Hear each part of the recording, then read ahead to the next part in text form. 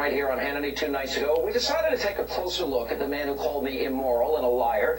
Now, it didn't take long to prove his hypocrisy, as his past reveals a host of radical connections, primarily to Louis Farrakhan and the Nation of Islam. Now, Ellison has publicly admitted to what he calls an 18-month involvement with the group and its 1995 Million Man March.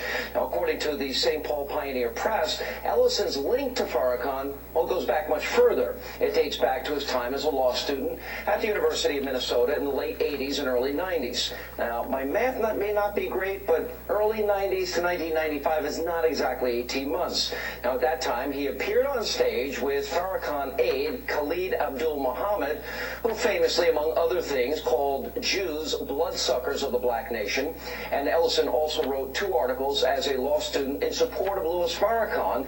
Now, in the first one, he defended the minister against accusations of racism, writing, quote, "Racism means conspiracy to subjugate and actual subjugation, and that means planned social, economic, and political subjugation of whites. It cannot be intelligently argued that the Nation of Islam is doing this."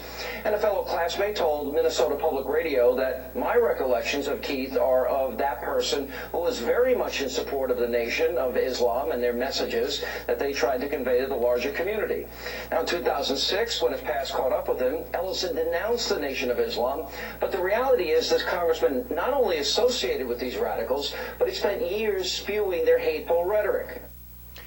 So what we have here is just an absolute textbook example of 2 logical fallacies. Now, I went and looked it up to make sure that I was correct on this, because I'm listening going, man, this is really weak. This is such a weak argument, and you're just butthurt that he destroyed you in a debate 2 days ago.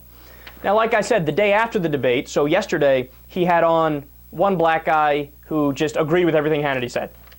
Oh, yes, sir. Oh, Hannity, you're so right about everything. Let me tell you. Oh, and that Ellison, such a radical, such a radical. So, all right, one time it happens, but that's always what Hannity does. It's Fox News 101. You let it go. So this time, after he spoke, he turned the panel over. There's 2 black people on the panel. All right, Sean, we get it, we get it, we get it. You're overcompensating, right? We understand, and you look silly. And by the way, I mean, I hate to say it, and I'm really not in a position to say it. I'm a white guy, but these 2 black people on the panel telling Hannity he's right about everything, and oh yes, Ellison is so radical. What tremendous Uncle Toms.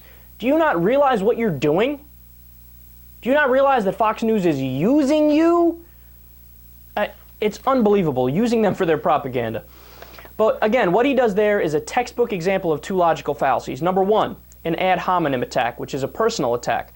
So what you often find is that whenever somebody can't win a debate based on the merits of the debate, so what they were talking about was the sequester, right? And Keith Ellison said, in your lead-up where you're mocking President Obama, everything President Obama said was factually correct. So you are the most pathetic excuse for a journalist I've ever seen, right? And Ellison was 100% right. All Barack Obama was doing is saying, okay, these are the areas that are going to be affected by the sequester. Boom, boom, boom. So how are you playing that clip and pretending like it's, oh, how dare President Obama, panicker in chief? Yeah, but what he's saying is true. Do you not even care about the truth value of his claims? And they don't, because they're a propaganda outlet. But so he does an ad hominem attack on Keith Ellison. Of course, he goes right to the well of Islamophobia, because only like 117-year-old white people watch Fox News.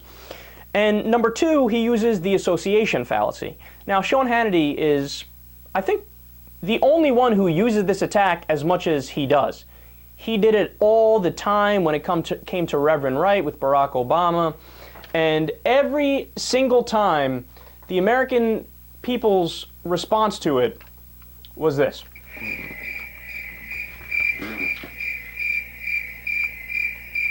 Everybody's like, we get it, Sean.